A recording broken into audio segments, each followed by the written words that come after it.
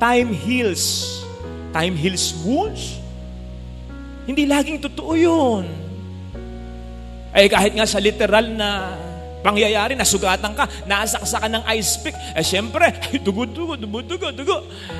Magmamagandang loob sa'yo yung mga tao. Dadaling ka sa ospital, sabihin mo, hindi, dito na lang ako. Bakit? Time heals. Lalo kang duduguin. Lalo kang manghihina. Ikamamatay mo yan. Ikasisira mo yan. Ganon din. Ang mga bagay na tulad ng pag-aaway, di pagkakaunawaan na kung minsan na nagsisimula sa mga simpleng bagay lang din naman. Kapag pinagtagal mo yan, naku, mas lalong lalala yan. Mas lalong gagawak yan. Mas lalong lalalim yan. Kasi pagagawakin, palalalimin, palalalain ng promotor ng away yan. Ang demonyo. Paano yan gagawin ng demonyo? Ay, halimbawa, hindi mo na kayo na magkikibuan, mag-asawa, magkapatid, mag-ina, mag-ama. Ang gagawin ng demonyo, magseset siya ng isang pagkakataon na parang nalulungkot ka. Ay, bubulungan ka ng demonyo. Nakita mo na, hindi ka man lang ma-text. Hindi man lang makapag-miss call. Hindi man lang makapagparamdam. Tinitiis ka niya. Kapal ng mukha siya, may kasalanan. Siya pang tumitiis sa'yo. Nakita mo. O kaya, magseset siya ng pagkakataon na habang ikay nalulungkot na ganon. Biglang yung asawa mo, nakatampuhan mo, yung kapatid mo, nakatampuhan mo. Abay, for some reasons ay may napanood o may nakita na palabas sa FB, sa YouTube o kaya sa TV na nakakatawa, natawa. Maririnig mo yun. Ano sabihin ng demonyo sa'yo? Nakita mo na. Kahit hindi kayo nagkikibuan, masaya pa rin siya. Wala ka talaga sa kanya. Di ba? Binubulag ka na ng diablo para maging malala na. Tama namang when you are not at your best, huwag munang harapin yung tao. Space and time muna. Pero huwag namang million years. Huwag matatagalin. Kasi hindi makatutulong yun. Kaya pansinin po ninyo sa ating ebanghelyo. Ang sabi dito, kapag naalala mo na may sama ng loob sa iyo ang kapatid mo, hindi pinag-uusapan dito sino ang may kasalanan, sino ang mali, sino ang tama, hindi. Sino ang unang makaalala, teka, hindi kami ayos mag-asawa. You make the first move. Dapat may mauna. Oo, kahit naman hindi ikaw ang may kasalanan, hindi naman ibig sabihin nun magsasorry ka. Okay, huwag kang magsorry. Kasi baka isipin niya, maling-mali na siya, tama pa siya. Pero magparamdam ka na nagre-reach out ka. Na pinapansin mo siya. Na gumagawa ka ng paraan para mag-reconcile kayong dalawa. Ganun. Let me end with this. Kasi nag-end din ang ebanghelyo ng ganito tungkol sa paghuhukom. Ang ni-insinuate nito marahil ng Panginoon ay pwede rin yung katotohanan na may kinilangang buhay. Huwag nating aksayahin sa mga walang kwentang bagay. Katulad ng pag-aaway.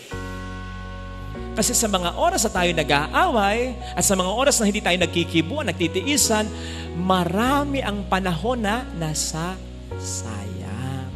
Kapag may ginawang masama sa iyo at ginantihan mo, remember, kaya nga inalis na ni Kristo yung an eye for an eye, a tooth for a tooth. Hindi nagpo-promote ng violence yan. Sinabi yung batas na yan para limitahan yung paghihigante. Pag isang ngipin lang dapat. Pero bakit ayaw ni Kristo yan? May tendency tayong malakas na kapag tayo'y naghigante, mas matindi. Hindi natin nakokontrol ang ating paghihigante. So isipin mo, ginawang ka ng masama, gumanti ka ng masama. Yung ginawa mo, mas matindi. Kung ikaw man ay tama at siya man ang mali, hindi niya marirealize na mali siya. Sapagkat ginantihan mo siya na mas matindi pa, iisipin niya, tama nga yung ginawa ko sa'yo. You see? Tama nga yung ginawa ko sa'yo. At one point, nagkuhuli pa. Tama ba yung ginawa ko sa kanya? Niloloko siya. Pag ginantihan mo siya, i-confirm niya sa isip niya, tama yung ginawa ko sa'yo. Walang hiyakang ang talaga. Naintindihan niyo po ba? Kaya napakahalaga ng hindi gaganti. Pero, stand ground ka pa rin. Standing your ground. hindi ba yun ang sabi sa Proverbs 25:22? Kapag nagugutom ang kaaway mo, pakanin mo. Kapag nauuhaw, painumin mo. Kakataon mo na, lasunin mo na. Hindi. Hindi yun ang sinasabi sa Proverbs 25:22. Ang sinasabi, pakanin mo talaga, painumin mo.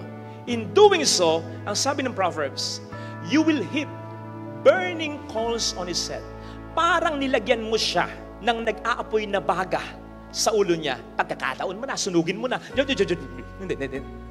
Ang sinasabi ng Proverbs 25:22, pag ginawa mo siya ng mabuti sa kabila ng masamang ginawa niya, kinukonsensya mo siya sa ginawa niya. Nangyari yan kay David. Si David, ilang beses pinagtangkaan ni Saul ang kanyang buhay. At one point, sinipat siya ni Saul, hindi lang tinamaan. Ganon katindi. Samantalang walang ginagawang masama si David sa kanya.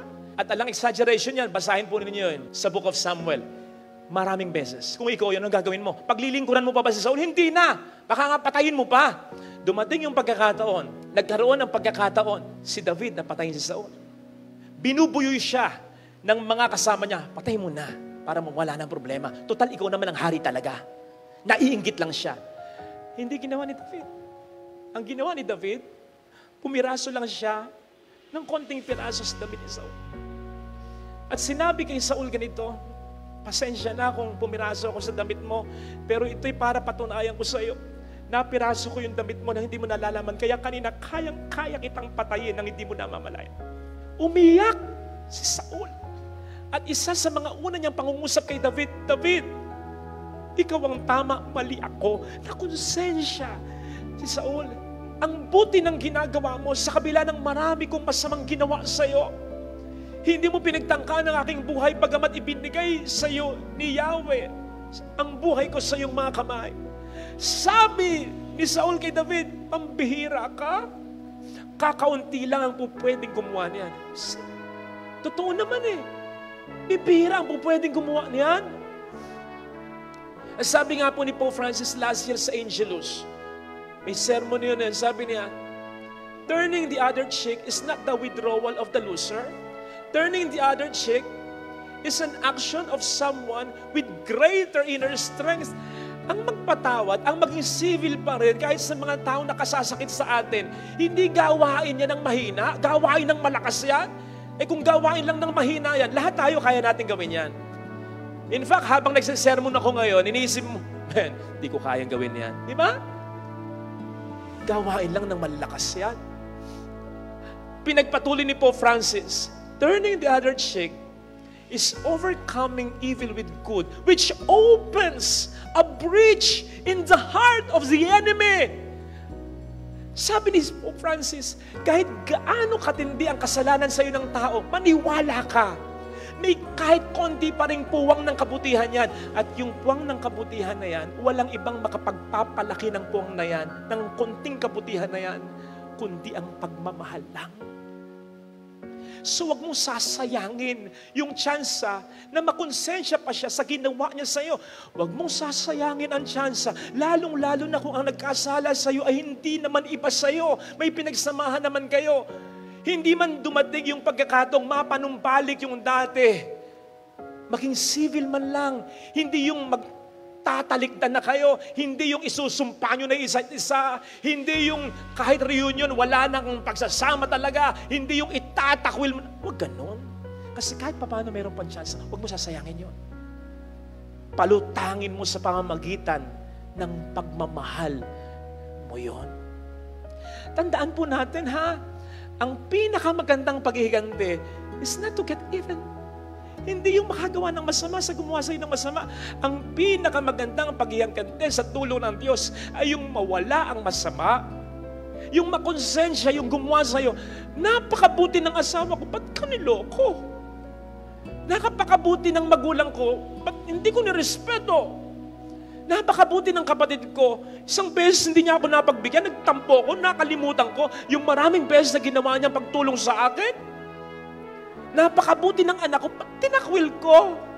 Wala akong kontento. Kapatid, hindi mangyayari yun. Kapag puro masama ang ibibigay mo, dahil puro masama ang binigay niya sa'yo, huwag mong aalisin yung tsansa. Huwag, kasi maapektuhan ka rin. Lalo na kung hindi ibang tao yung nagkasala sa iyo. Mga kapatid, mahirap ito. Pero isipin po ninyo, hihingin ba sa atin ng Panginoon ito na hindi natin kakayanin? No. Ang sabi, be perfect as your Heavenly Father is perfect. Alam po ninyo, ang perfection sa Bible, yung something reaches its purpose for which it was created. Anong purpose natin ba tayo nilikha ng Diyos? Tayo'y kawangis ng Diyos. So may kakayanan tayong maging katulad ng Diyos. Sa paanong paraan? Sa paraan ng ating pinag-uusapan.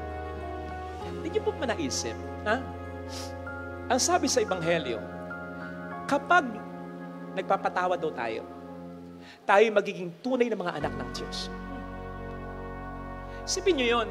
Hindi sinabing kapag nagbibigay kayo, mas mahirap kasi ang magpatawad. Ibig sabihin ba nun, kapag nagpapatawad tayo lang ang anak ng Diyos? Yung iba hindi, kasi hindi sila nagpapatawad? Anak din sila ng Diyos. Kaya lang, lumulutang yung pagiging anak mo ng Diyos. Teka, masyado kong sinaktan, patatawarin ko lang? Ganun lang yun?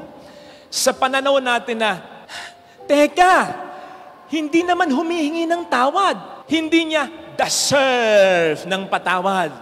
Sa pananaw natin na, teka, tao lang ako. Hindi ako pwedeng magpatawad ng ganito. Etc. Diba? Yan ang ating pananaw na hadlang sa pagkapatawad. Yan ngayon ang sinasabi ng ating Panginoon. Gusto mong sumunod sa akin? Iwan mo, hindi lang ang material na bagay. Isakripisyo mo, hindi lang material na bagay, kundi ang iyong point of view, perspective, pananaw. Upang mayakap mo ang aking mas magandang pananaw sa pagkapatawad. Ano yon? Ilimit lang natin sa dalawa. Unang pananaw ng Diyos, hinggil sa pagkapatawad, na dapat nating mayakap, kaya mo, kaya ko. Kaya nating magpatawad. Ito po ay utos, hindi request.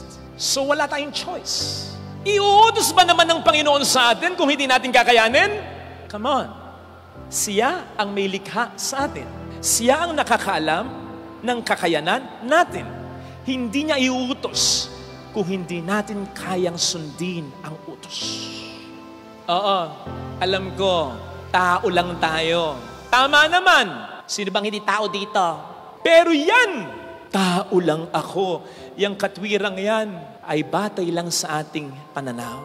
Sapagkat sa pananaw ng Diyos, hindi lang tayo tao. We are more than that because in His eyes, we are sons and daughters of God. Hindi ka lang tao. Hindi lang ako tao. Ako, ikaw ay anak ng Diyos na totoo. Kaya sa mahirap na pagpapatawad, meron tayong extra Diyos, extrang lakas, galing sa Diyos. Hindi mo kaya, kakayanin niya. Humingi ka ng tulong sa Kanya. Kaya nga sabi niya, pagdasal mo ang mga umuusig sa iyo. Ibig sabihin, humingi tayo ng tulong sa Kanya sapagkat yun ay ine-expect niya. Isipin po ninyo, kapag tayo may malaking problema, pera, kalusugan, pamilya, business, humingi tayo ng tulong sa Kanya. Sinisigurado ko almost 100% na narito. Yan ang laman ng panalangin. Material things. Ganito, ganon. Walang masama doon. Pero bakit kapag may kailangan tayong patawarin, ayaw nakakalimutan o ayaw talaga nating humingi ng tulong sa Panginoon? Bakit tayo nagdarasal araw-araw lang ng makakain? Nakakalimutan ba natin? O sadyang kinakalimutan natin na sa panalangin tinuro ng Panginoon sa atin, may karugtong yung bigyan mo kami ng aming kakanin sa araw-araw. Ano yun? Patawarin mo kami sa aming mga sala. Dugtungan mo ba? Gaya ng pagkapatawad namin sa nagkakasala sa amin. Hinihintay ng Diyos na ipagdasal mo ang kaaway mo. Hinihintay ng Diyos na humingi ka ng tulong sa Kanya upang mapatawad mo ang kaaway mo. Ngayon, kung hindi ka willing na gawin yon, huwag mong sasabihin hindi mo kaya. Ang totoo, alam ng Diyos. Hindi mo siya maloloko. Hindi sa hindi mo kaya, ayaw mo lang talaga. So yun yung una. Yung pananaw na yakapin natin, kaya nating magpatawad sa tulong niya. Ikalawa, yung pananaw na magkakapatid tayo kahit may differences, nag-aaway-aaway tayo.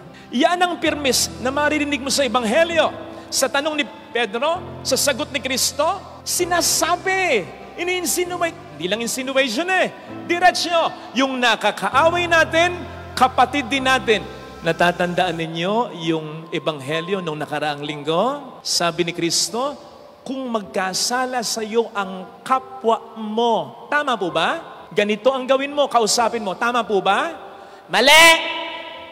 Yan tayo Ang sabi ni Kristo, kung magkasala sa iyo, hindi ang kapwa mo. Pero hindi yun ang sinabi niya. Kung magkasala sa iyo ang kapatid mo, lapitan mo, kausapin mo. Sa gayon, mapapanumbalik mo ang pakikipagkapwa-tao ninyo. Hindi. Ang pagiging magkapatid ninyo. Kapatid! Magkakapatid tayo. Hindi lang tayo basta kapwa-tao, magkakapatid tayo. Sa langit, magiging puro talagang magkakapatid tayo. Siyempre, marirealize mo, ito yung asawa ko sa lupa. Ito yung anak ko sa lupa. Ito yung nanay ko sa lupa. Pero wala na yung pangangailangan sa isa't isa. Lahat tayo magiging parang mga magkakapatid na. Ganon tayo sa kaniyang mga mata. Huwag natin kakalimutan yon. Yung napakahalagang pananaw ng Diyos na yon, na magkakapatid tayo sapagkat makatutulong yon para maobliga tayong makapagpatawad sa ating kapwa-tao. Ako alam nyo, ma-share ko sa inyo, mga 2 years ago, masyado akong sinaktan ng isang tao. Yung ginawa niya sa akin, to date, mula noon hanggang ngayon, wala pang nakakagawa sa akin. Grabe. Kaya talagang iniyakan ko, nasaktan ako, nahirapan ako, naghalit ako.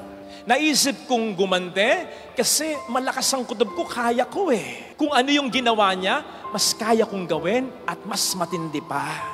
Yun ang nakapanggigigil sa paghihigante, yung alam mong kaya mo. Hindi yung, maghihiganti ba ako? Hindi, alam mong kaya mo. Yung may nakausap kang lawyer, ang sabi, Father, lahat papuputol ko, hindi ka pwedeng matalo. Sigurado kang mananalo. Demanda mo. Naisip kong maghigante, oo. Naisip kong magdemanda, oo. Pero eventually, naisip ko, kapatid ko pa rin ito. Mga chismoso, kapatid ko, hindi ko kadugo. Kapatid, basta kapatid. Huwag nyo nang uliritin o tanungin, basta kapatid. Hindi kadugo, basta kapatid. So napatawad ko ba?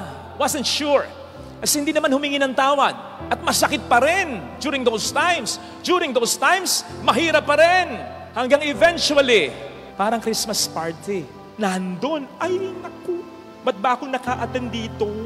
Ay kang naisip ko, ito na siguro ang pwede kong magandang maibigay na regalo sa magba-birthday na si Kristo. Lalapitan ko. Ang sabi sa akin ng kapatid ko, katabi ko, hindi ko kadugo, basta kapatid ko. Sabi sa akin ng katabi ko, wag. Kaya mo siya. Pag nilapitan mo yan, iisipin niya, tama siya. Ma'am, wala kang mali Hanggang sasabihin sa akin, ng dalawa ko pang kasama, sige Pads, wala namang mawawala Basta wag kang magsosorry. Wala kang kasalanan. Wag kang magsosorry. Lapitan mo lang, tapikin mo lang. Ako na bahala. Nilapitan ko. Walang salitaan. Niyakap ko. Niyakap din niya ako. Ang sarap ng pakiramdam. Lalong-lalo na that time may raffle. Buong buhay ko, di pa ako nananalo sa raffle. Kahit consolation prize, wala talaga. Malas ako sa raffle. Pero that time, nanalo ko. Grand prize pa. Naiyak ako, hindi dahil sa premyo. Naiyak ako kasi first time kong manalo. Grand prize pa. Kasi ang naisip ko, parang sinasabi sa akin ng Diyos Ama, gusto ko anak yung ginawa mo. Pinatawad mo, nakipagkasundo ka sa kapatid mo. Natutuwa. Kaya pansinin po ninyo, nang sabihin ng panganay na anak sa kanyang ama, yung anak mong yan, na naglustay ng iyong kayamanan, ang pinatutungkulan, yung prodigal son. Anong sabi ng ama dun sa panganay? Kapatid mo yan. Yun ang ibinalik niya agad. Na parang bang sinasabi niya, anak ko yan, kaya kapatid mo yan. So kung itatakwil mo, parang ako ang itinakwil mo. Yun ang sinasabi ng Panginoon sa Ebanghelyo. Paano ka patatawarin ng Diyos na itinuturing mong ama? Kung ayaw mong patawarin, ang itinuturing niyang tulad mo ay anak din niya. Ha? Ang sabi pa ng Panginoon, ang ganda, kayo magiging tunay na mga anak ko. Lahat tayo anak ng Diyos. Pero ang sabi ng Panginoon, kayo magiging tunay na mga anak ng Diyos kung magpapatawad kayo ng kapatid ninyo. Lumulutang ang pagiging anak mo ng Diyos kapag nagpapatawad ka ng kapatid mo na anak na yan. Lumulutang ang pagiging mabuting anak mo, lalo tigit sa isang matinong magulang. Hindi dahil ikaw sa magkakapatid ang pinakamayaman, pinakagwapo, pinakamaganda, pinakamatalino. Lumulutang ang pagiging mabuting anak mo kapag ikaw ay nagbibigay, nag-a-adjust, nagre-reach out, tumutulong, nagpapatawad sa mga kapatid mo. Ito sana ang hilingin nating biyaya sa banal na pagdiriwang na ito. Ang taong talagang nagsisikap, laging pataas ang direksyon niyan. Pero bakit nga ba may mga taong na maghihintay ng pagbagsak mo? Kailangan nga ba talagang may bumagsak para tayo lang ay umangat? Hindi ba po pwedeng happy ang lahat? Hindi ba po pwedeng pare-pareho tayo umangat? May sapat na biyaya para sa isa't isa. Kaya kahit i-bless ang isang tao, kung mag-alala, may blessing din na nakalaan para sa iyo. Hindi ka mawawalan. Ang dami. Hindi ka maubusan. Eh ano kung yung prospect mong customer ay nakuha niya? Kung mag-alala, marami pang ibang customers. Kung ikaw ay doktor, hindi lang naman isa ang pasyente. Kung ikaw ay nag-aari ng butika, hindi lamang naman iisa ang may sakit na kinakailangan ng gamot, di ba? Kung ikaw ay guro, marami kang po pwedeng maging estudyante. Ganun din naman pare. Marami kang po pwedeng maging parokyano. Mas marami pa ang po pwedeng maniwala at tumangkilik sa'yo. In the same vein of thought, bakit ka makikipagkompetensya sa isang tao? Bakit mo ipagsisiksikan ang sarili mo sa isang tao, gayong hindi ka naman sigurado kung ito ay faithful at loyal sa'yo?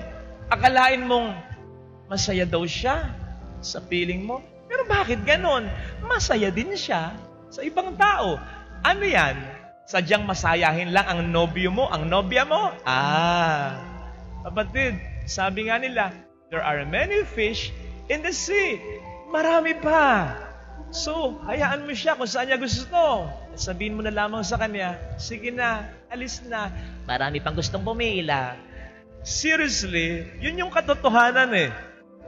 Maraming biyaya ang para sa isa't isa'y nakalaan. Hindi ka maubusan, hindi ka mawawalan. Pero bakit nga ba sa kabila ng katotohanan ito, may mga taong nagnanais pa rin na makuha ang meron ka o kaya ay magsaka? Well, for one, inggit. Kasi yun naman ang ginagawa ng inggit eh. Ang mas nakikita mo, yung meron ng iba na wala ka.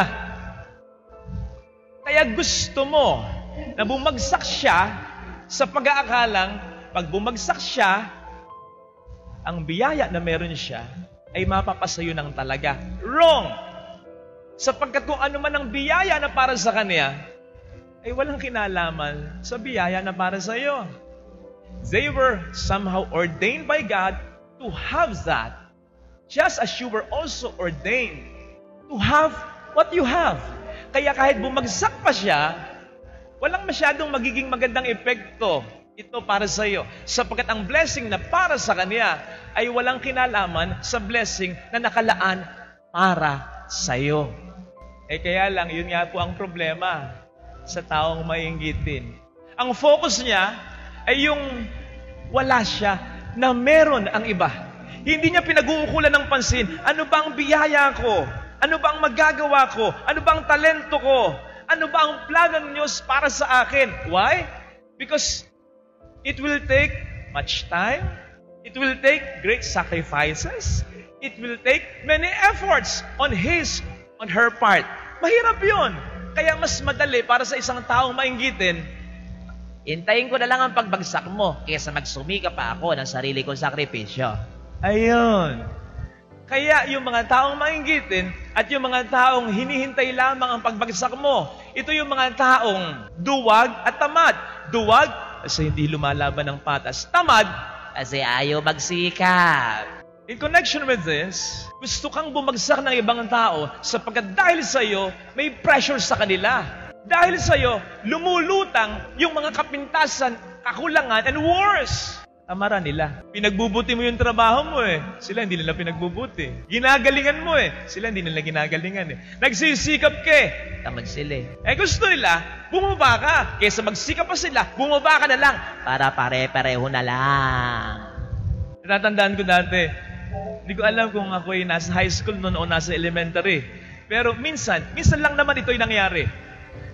Yung mga kaklase ko, parang kasama pa ako dito. Sabi namin, walang magre-review Walang magre-review. Para lahat tayo pare-pareho ng scout. Lahat tayo babagsak. Pag may nag-score ng mataas, humanda kayo. Oh, you see? Ganun lang yun. So yung paghintay ng pagbagsak ng kapwa, somehow, is a form of a cover-up ng ating mga kapintasan, kahinaan, kakulangan, at katamaran. Hindi ba't yan ang sistema kay Kristo laban sa mga Skriba at Pariseo? Visit na visit sila kay Kristo. Bakit? Sapagkat dahil kay Kristo, nahalalantad kung sino sila. For sure, para sa isang ordinaryong Hudyo na nakaka-appreciate lang lahat ng mga ginawa ng ating Panginoong Jesucristo, naisip nila, pwede palang ang isang guro tulad ni Kristo ay ganyang mangaral. Pwede palang isang guro tulad ni Kristo ay makatao. Pwede palang ang isang guro tulad ni Kristo ay mas makapagparamdam ng pagmamahal sa akin ng Diyos kahit makasalanan ako. Bakit hindi ganon? Yung matagal ko nang itinuturing ng mga Skriba at Pariseo, bakit hindi ganon ang mga ito? Matagal na pala nila kaming niloloko. Kaya galit na galit ang mga Skriba at Pariseo kay Kristo. Pero tingnan po ninyo ang ating Panginoon. Tuloy lang siya. At ganun din ang dapat natin gawin. Ituloy mo lang yung ginagawa mo. Yung pagtahak mo sa path na inilaan ng Diyos para sa iyo. Yung mission mo. What God wants you and intends you to be. Sapagkat kung ano man yon, ay dahil makapag-i-inspire ka ng maraming tao sa iyong panahon at sa mga darating pang panahon. Masyado kang maraming mahalagang dapat gawin na bagay para sayangin mo sa mga taong walang magawa sa buhay. Masyadong mahalaga ang panahon mo para sayangin sa mga walang kwentang tao. Sa huli naman magkakaalaman kung sino ang nagsasabi ng totoo at kung sino ang talagang gumagawa ng kanilang misyon at ng kanilang trabaho. At hindi mo trabaho yon. Hindi mo trabaho ang magpatunay ng sarili mo sa ibang tao. Trabaho ng Diyos yon. Iaangat ka niya sa harapan ng mga taong gusto kang bumagsak. Ibe-bless ka niya sa harapan ng mga taong sa likod mo ay maraming sinabi at tinakda. Yes?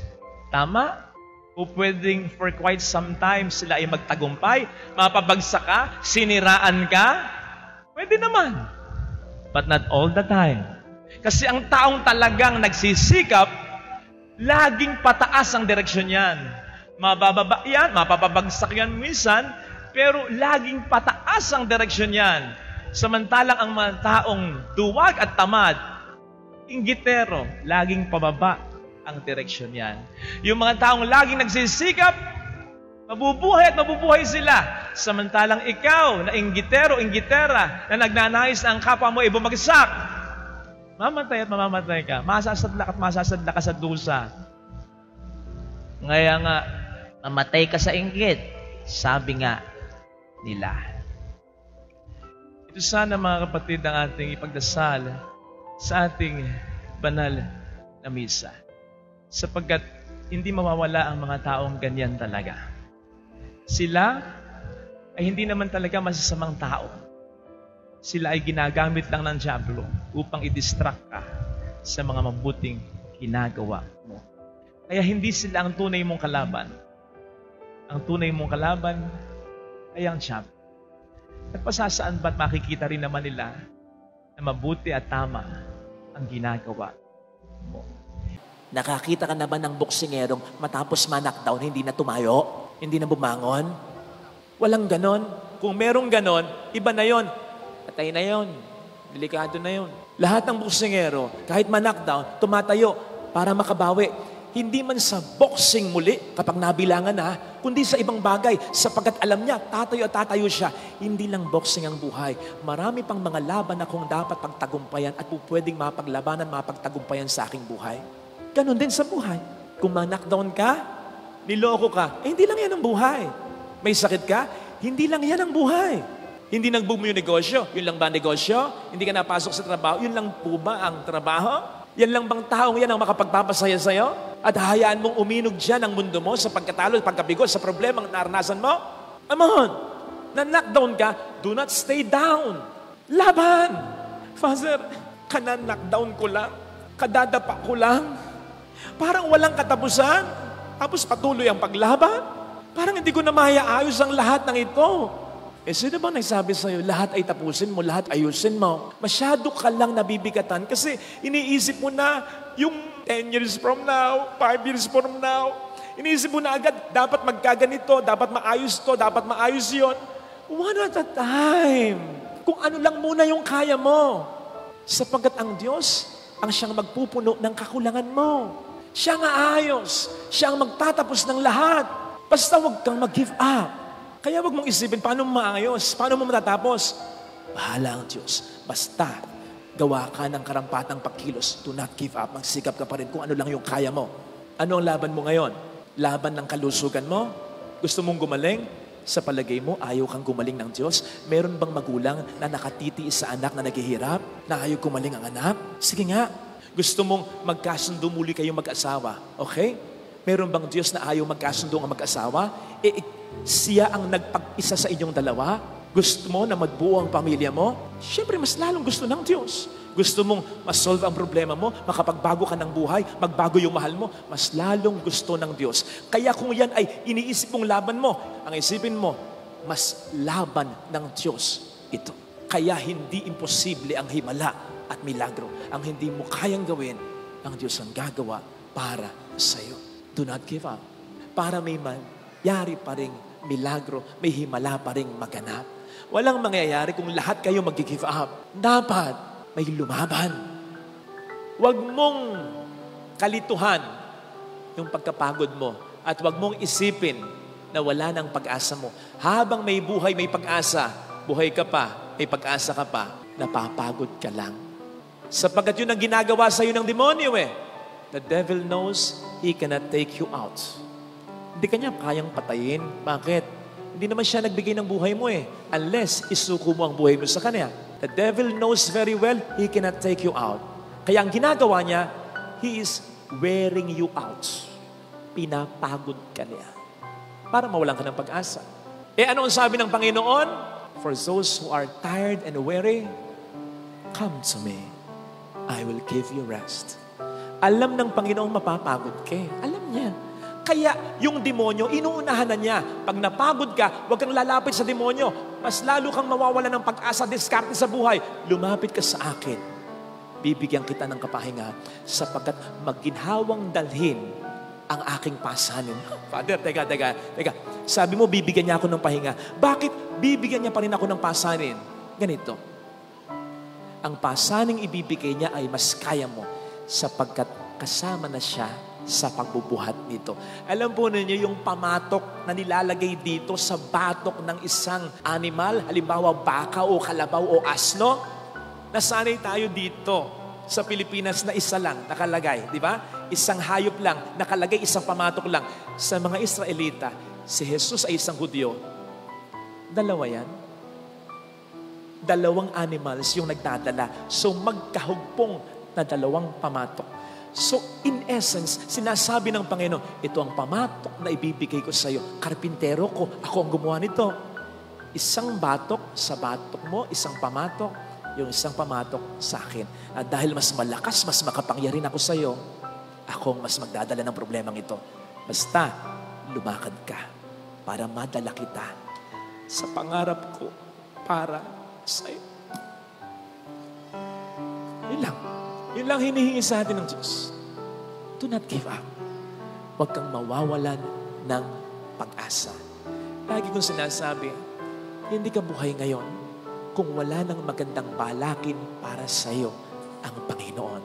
Lalong-lalo na when it concerns your family. Sa mga nagpapapray over, magka-asawa pa kahit may edad na. Sa mga nagpapapray over na magkapera. Sa mga nagpapapray over na sana matanggap sa ganitong gustong trabaho, mag-boom yung negosyo. Medyo hindi pa ako sigurado eh. Kaya yun ang sinasabi ko, matupad nawa ng Diyos ang maganda niyang pangarap para sa iyo. Hindi ko sigurado na yung pangarap mong negosyo, pangarap mong trabaho, kung yan din ang pangarap niya para sa iyo. Pero isang bagay sigurado ko, pagdating sa pamilya, pagdating sa pagbabago, pagdating sa pagbabago ng mahal mo, pagdating sa pagkakasundo ng mga anak mo, pagdating sa pagnanais mong maiayos ang pamilya mo, yun, sigurado ako, pangarap niya yun para sa iyo.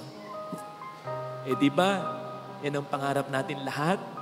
Di naman ng mga material na bagay kundi ang maayos na pamilya at mga mahal sa buhay. Darating at darating tayo sa mga problema concerning our family. Pag dumating yan, isipin mo yung sermon na ito, ha? Kasama mo ang Diyos na nangangarap na iayos ang problema na yan.